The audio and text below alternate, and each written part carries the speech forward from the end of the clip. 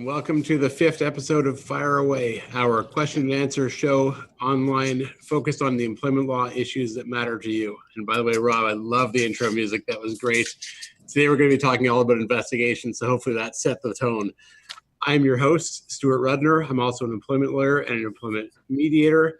And every month we come back with different topics that hopefully will be relevant to employers and employees. Today, as I said, we're going to be talking about investigations, particularly in the Me Too era.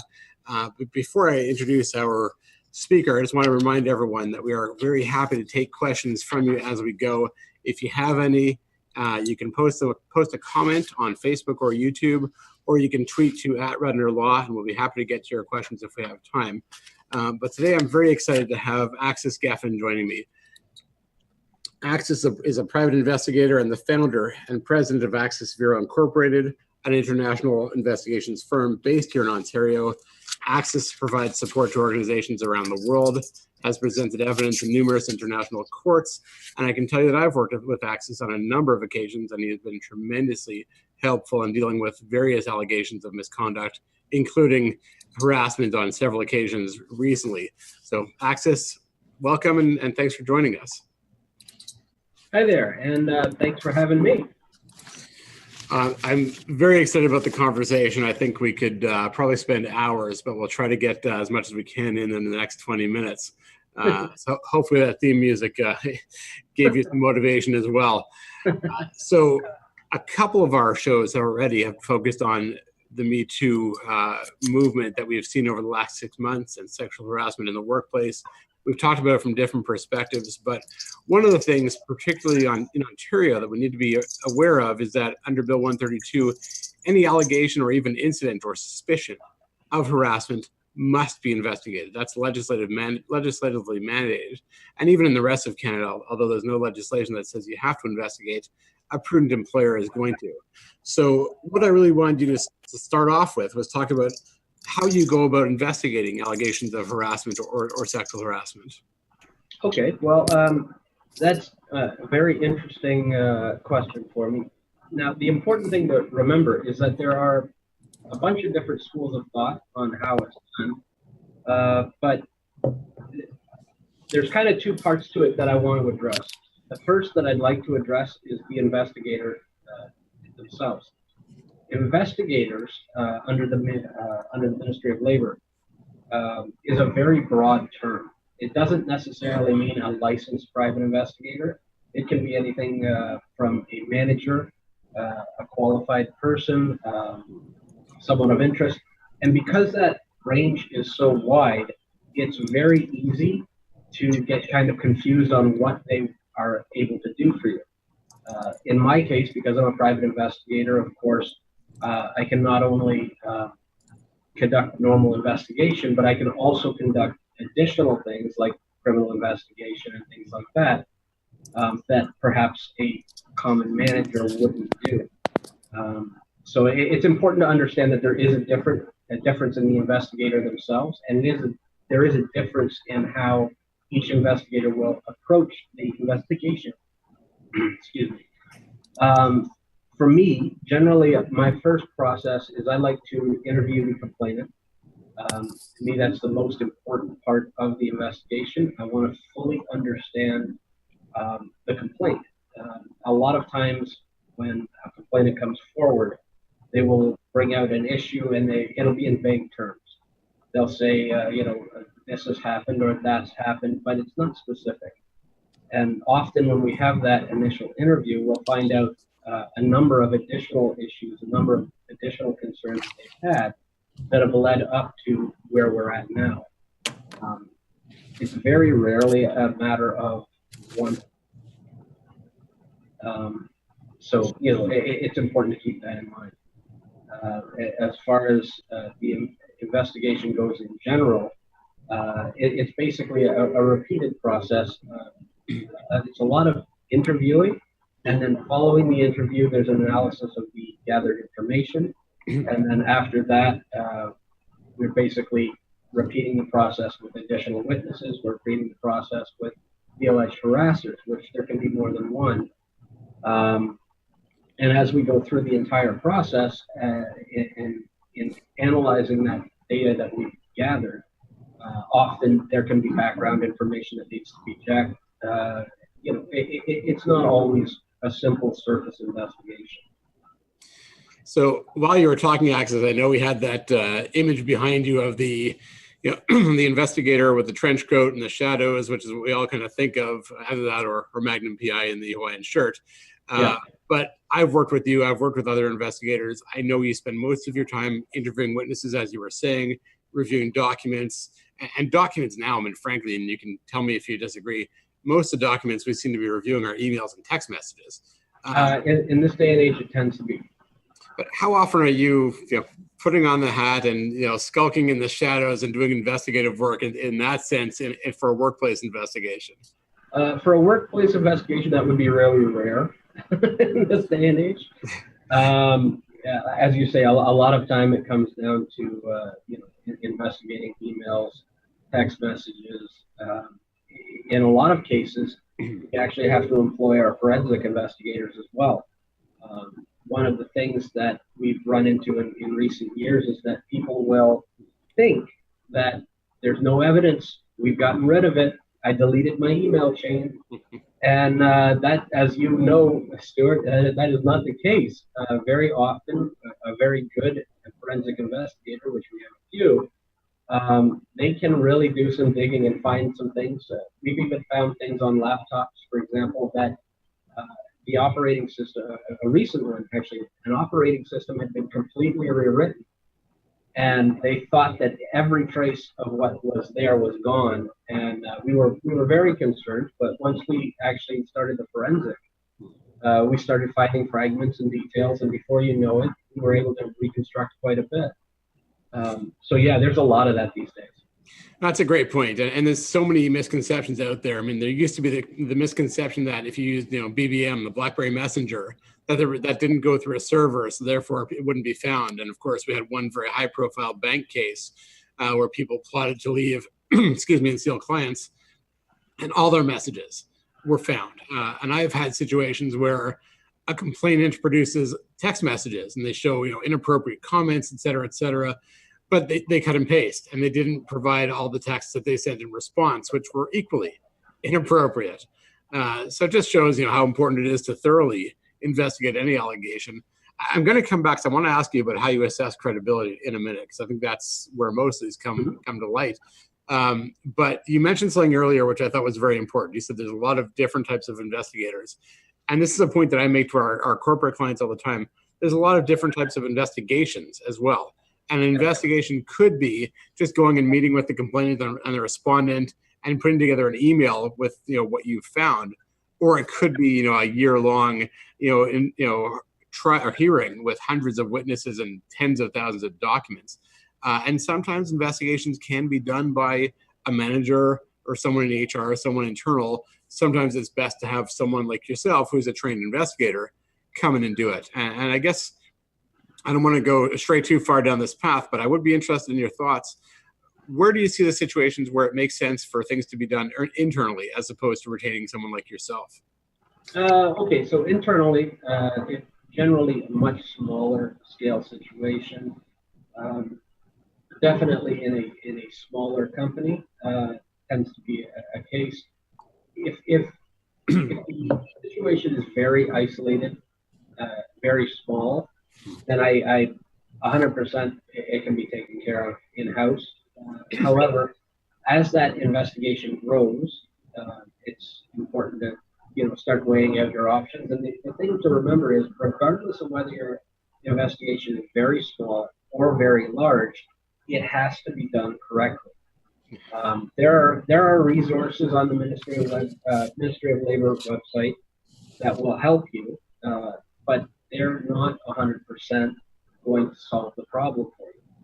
And you have to make sure that whoever conducts this investigation is going to be treating it confidently and confidentially. It is not impossible to cause a serious problem, in the investigation process. You could do something very wrong. Yeah, I think that's a really important point, and a lot of employers try to keep it in-house, either because of cost concerns, confidentiality concerns, or what have you. And sometimes I've seen some reports that have been done very well in-house, including one just last week. But I've also seen some really bad ones and some situations where employers have really messed up the situation. And one thing to bear in mind, and I know we have a question that I want to get to, but one thing to bear in mind is, again, in Ontario, Bill 132 allows the ministry to assess any investigation that is done.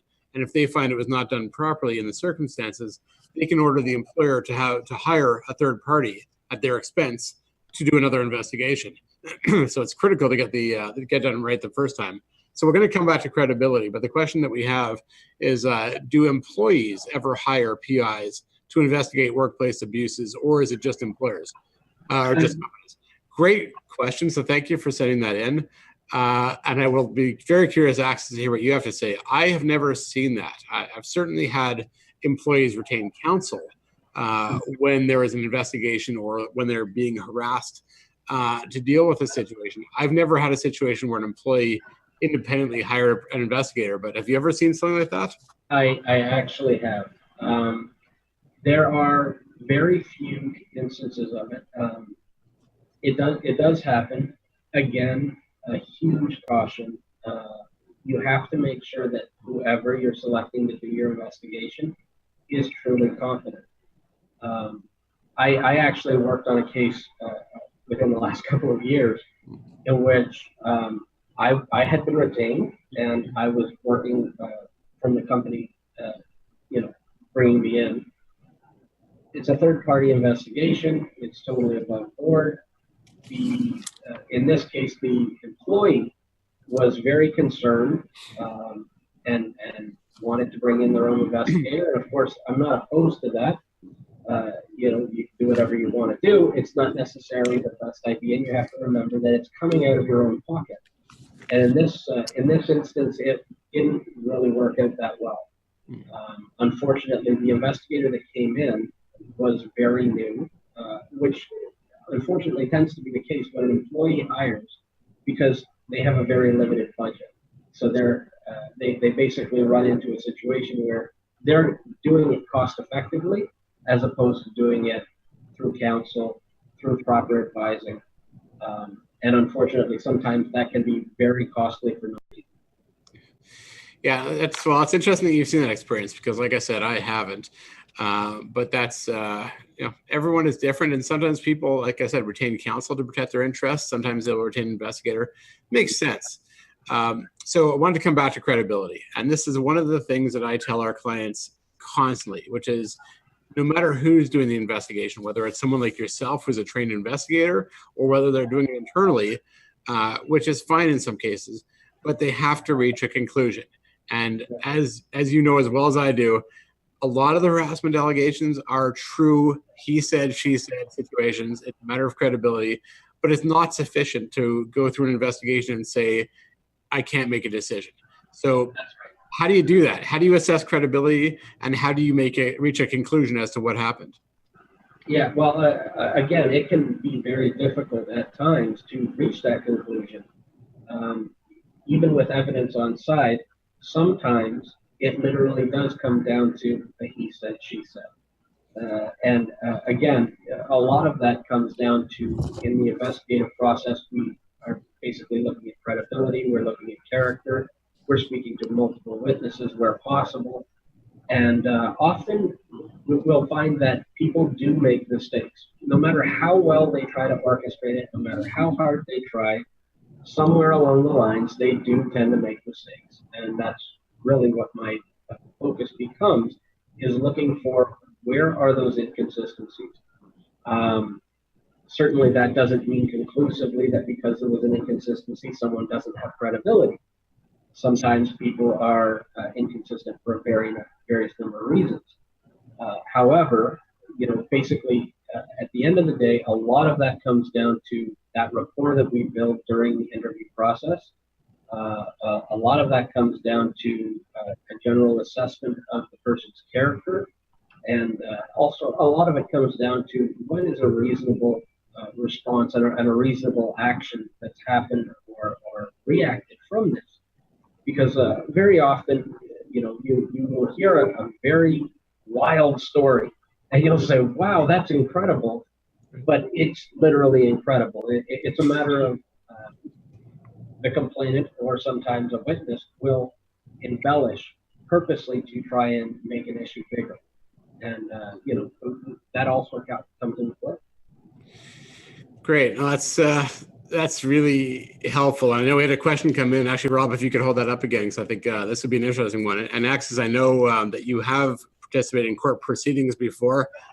So the question is, how do courts or arbitrators assess the merit of a private investigation? So have you had your reports tested in court? Yes, I have. Not in regards to employment law, oddly enough.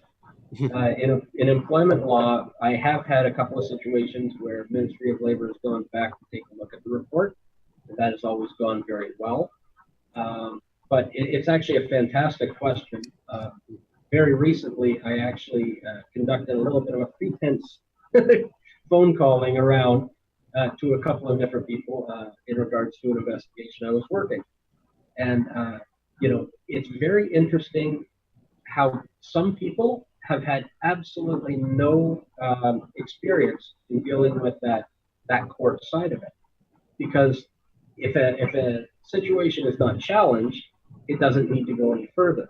In our case, obviously we have been challenged in the past on certain things, but our evidence is always solid. We always make sure that the report is built on fact. And, being that that's the case, we don't really have any concerns there. It's always something we can speak to. As far as how the courts view it, they definitely appreciate a private investigator's standpoint on things, but they don't necessarily give us more or less weight. It's really based on the evidence contained in the report. It's really based on the quality of the report that's put forward. And, if at the end of the day your investigation makes sense, then you're going to get what you're looking for. At the end of the day, if it's thrown together very sloppily or you haven't done your due diligence, you're going to have issues. Yeah, I think that's a great way to put it. And this is a point that, again, I often make to our clients, is that if your report is ever challenged, they're not going to look at only at the conclusion. They're going to look at the whole process. They're going to look at your mandate. They're going to look at who you interviewed, what documents you reviewed, and how you reached the conclusion you did. And I always tell people, if you're going to do the report, that's fine. You need to be prepared to be on a witness stand, being cross-examined and defending not only your conclusion, but your process. And obviously, you've been through that and you've been trained on that. So I know we've only got a couple of minutes left. I really want to come back to credibility for a second, because I often have people talking about how you tell when someone's lying. And we hear about tells and that kind of thing. And this is why I don't play poker for money, because apparently I don't have a good poker face in that context. My wife is actually a great poker player. She's played twice in her life, was very successful. No one could tell if she had a good hand or a bad hand, because she had no idea herself whether or not she had a good hand or a bad hand. And she won't mind me saying this, but no one could tell if she was bluffing, because she never deliberately did. She just didn't know if she was a good hand or a bad hand until the chips fell as they did. But anyways, I guess the question for you is, are there certain tells or certain things you observe that make you think someone is lying? Yeah, it really depends on the situation. But yes, it definitely can be. When conducting an investigation, I really like to be personally present. In some cases, you don't have an option. You may be interviewing a witness that could be in South America. You're up here. Anything can happen. In those situations, it's a little bit different. You have to really be careful in what you ask, how you ask it, and you ask it a few different ways to pick it up. But when you're in person, you can definitely pick up some tells, and some things are very obvious. And so let me ask you this, I think will probably be our last question. When you think that someone is lying, for example, someone says that something happened on a certain date at a certain time, and they're adamant about that, and then you've got some, objective evidence that proves that it could not have happened. Do you typically confront them with that? It all depends on the situation. In some cases, we will confront them. If the evidence is just compounded and solid, and we have that in advance, then yeah, that's something that I might consider. What I would normally do is I would ask them that question a few different ways over time, Right. giving them an opportunity to alter their answer if perhaps they're not sure. I like to give them the benefit of the doubt where possible, because sometimes people do just get caught up in the moment, and they absolutely, it was Tuesday, and then 10 minutes later they go, oh, it was Thursday. Yeah. So you don't want to necessarily jump on the first answer you get. You want to give them a little bit of an opportunity so you can gauge their response.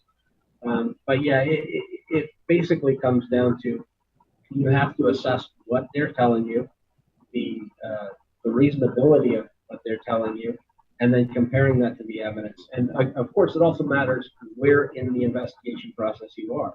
If you still have 7 witnesses to interview, you don't necessarily want to spoil everything on the first one you talk to, because you may find out information over the next 7 and need to come back. Yeah, makes sense. And I think we're just about out of time, Axis. So thank you so much for taking the time today. I really appreciate it. And we could have gone on for hours, but thank you very, very much. Thank you. And in case people are interested in learning more about Axis and his company, Axis Vero Incorporated, check them out at www.axisvero.com. So I guess that was my chance to fire away. All right, so now is my chance to discuss an issue that is, I see, of being important to employers and employees. On episode 5 of Fire Away, I spoke with Axis Vero, a trained professional investigator. We talked about investigations in the workplace, and he gave us some great tips as to how investigations are conducted and conclusions are reached and credibility is assessed. What I want to talk about today in a few minutes is common mistakes that we at Rudner Law are seeing. Many of them are on the side of the employer, but some are employees as well. But these are things that we're seeing, I won't say day in and day out, but very regularly. So tips that we often give our clients, I'll share some with you now. And I'm just looking down, I made a list before we started. But the first one is one that it goes without saying, and yet somehow I seem to be saying it almost every day. And that is, employers seem to confuse investigations with prosecutions. And it's almost uncanny. I'll have an employer client call me and they'll say, we believe that an employee is guilty of such and such misconduct. Maybe it's harassment, maybe it's theft, whatever the case may be. And they want to fire the employee. And say, I will talk them down, explain to them that in Canada, there is a duty of due process. You're going to look really bad if you fire them without investigating, and in particular, without giving them the chance to respond to the allegations. Perhaps they'll have a credible explanation. Perhaps they won't. Perhaps they'll actually compound the situation by acting in a dishonest manner, which will give you more cost to fire them. But you need to investigate first. So when I explain that, the response I often get is, great, we'll investigate, gather the evidence we need so we can fire them. That's called a prosecution. So this is a mistake I see very often. People need to understand that if you're going to investigate, it must be done fairly, objectively, and of course in a timely manner and thoroughly. But people need to understand investigation is objective, not prosecutorial. So that's one common mistake we make. Another one is bad policies. I see so many policies out there that I think are drafted with good intentions, but they will say things like, if we receive a complaint of harassment or sexual harassment, it will be investigated within 3 business days. You can't promise that. There are situations where you'll be able to do it. There are many situations where you won't be able to do it. Or I've seen somewhere it'll say things like, it'll be investigated by the director of HR. Well, perhaps the director of HR is on vacation or on leave or just really busy. Or it's one that should be investigated by someone external, like a private investigator like Axis Geffen, who I interviewed recently on episode 5 of Fire Away. Either way, you don't want to promise who's going to do it, how long it's going to take. The other thing that I see all too often, people want to encourage employees to come forward with complaints of harassment, and for good reason. You want to make sure people are comfortable doing so. However, I've seen too many policies that say, if you bring forward a complaint of harassment, you will not face reprisal, period. Sounds great. Problem with that is, what if it is a false, malicious allegation made in bad faith? Then you want to be able to impose discipline. And this is where someone like, again, Axis Geffen, who I interviewed in episode 5, will go through an investigation and reach a conclusion. And I've seen it happen. I'm not saying it happens often. Most people who complain of harassment or sexual harassment do so in good faith. But I have seen situations where people for whatever reason, decide the best way, for example, to get rid of their manager is to accuse them of sexual harassment. And if that's the case, then they should be subject to discipline. So be careful. You can make it very clear there will be no repercussions for a good faith complaint, but otherwise there may be repercussions. What else? Failure to train. If you have a policy which says that all allegations of harassment will be investigated, which you should have, make sure your managers and your supervisors know about this. And I've seen cases where individuals go to their supervisors and say, I just want to tell you about comments that one of my colleagues are making, but I don't want you to do anything about it. And often you'll have supervisors who want to be gentlemanly, if it's a gentleman, and respect the wishes of the individual, and they don't investigate. And of course, that's not only a breach of Bill 132 in Ontario, it's something that will lead to more liability on behalf of the employer. So make sure your managers, your supervisors know what your policy says and of their duties. Bad processes are another common mistake. In other words, you need to have a reporting mechanism, and Bill 132 requires this. How do people report allegations or concerns of harassment? And Bill 132 actually did something very smart. This was long before Harvey Weinstein. They required essentially a backup reporting mechanism. So if the person's harasser is their boss or is the owner of the company or the star of the company, where else can they go? Is there a backup? If it's not HR, who can they turn to file the complaint? So they don't feel as though their complaint won't go anywhere because they're going to have to go to the person who's actually harassing them. So that's a process. Also not documenting things properly. If you're going to investigate, if you receive a complaint, document your investigation, document the conclusion, document the results. If there is any action taken, make sure all of that is documented very clearly so that 6 months from now, 2 years from now, 10 years from now, you'll have a record of that if something else happens. So that's very briefly common mistakes we see made by employers. On the employee side, there aren't as many mistakes. One is just failure to complain. If you're being harassed, sexually or otherwise, raise this as soon as you can with HR, or if there is some other mechanism in place, raise it. You can't just endure it, and then when it becomes too much, call your lawyer and threaten to sue. You need to make sure the employer has a reasonable chance to address it, especially if it's a larger organization where the powers that be may not be aware of the harassment. You need to tell them about it and give them the chance to respond. If they don't, you'll have an even stronger complaint down the road. But you need to make that complaint as soon as it starts happening. Don't assume it's going to get better because it almost never does. And the other common mistake that I see employees making is dishonesty.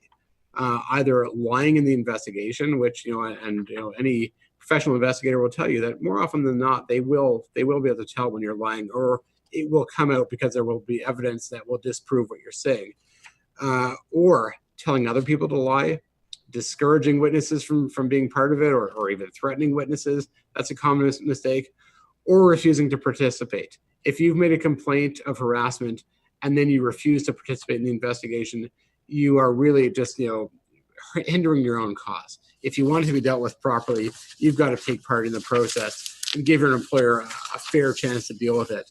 Otherwise, you really can't complain if you don't get the result you want. So that's my 2 cents worth, and you got it here for free. So that's all the time that we have for today. I want to thank Axis Geffen again for being my guest on episode 5. It was a great discussion, which could have gone on for hours, I'm sure. And we're going to be talking about harassment investigations, I'm sure, in future episodes, which is actually a good segue to mention that every month we have different topics, different guests that join us. Next month, we're going to be discussing marijuana in the workplace, which is obviously a timely topic. I don't think we have a date yet, but we know that sometime this summer, recreational marijuana is going to be legalized across Canada. We also have a prevalence of medicinal marijuana, and we're seeing all of this in the workplace. We're going to be joined by John Struthers, who's a criminal lawyer, has dealt with this issue many times. We're going to talk about criminal law issues, also workplace issues as they relate to marijuana. That is going to be on July 17th at 12:30, always on a Tuesday. If you have any questions about that in advance or suggestions for future topics, send them to info@rudnerlaw.ca. A reminder is, again, past episodes of Fireway can be found on our YouTube channel, on our website, and on Facebook. If you like our page or subscribe to our channels, you get notifications of all these. And finally, just a reminder, Rudner Law, myself and my whole team, we really believe in education. We provide a lot of useful information out there, including our blog, our newsletter, our social media pages, and of course this show. You can sign up for our newsletter by going to our website, and please keep track of our social media. But last but not least, please remember that none of this replaces legal advice. If you think that you might have an employment law issue or need an employment lawyer, you probably do. So don't hesitate to reach out to us. Let us know how we can help you. If we can, great. If not, no harm done. But either way, reach out to the experts before you do anything that might hurt your cause. So that's it for today. Thank you to Rob and the entire team. Thank you again to Axis, and thanks for tuning in and for your questions.